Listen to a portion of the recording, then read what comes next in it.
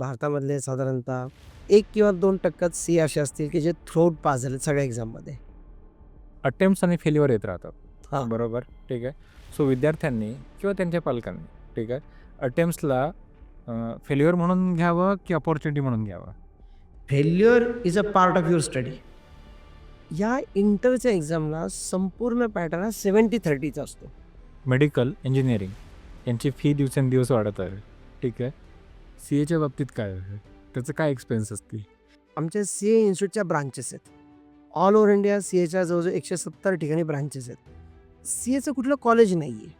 हं. सी एची एकच इन्स्टिट्यूट आहे, the institute of charters of India. यांच्याकडे तुम्हाला ऑनलाईन रजिस्ट्रेशन करायला लागतं.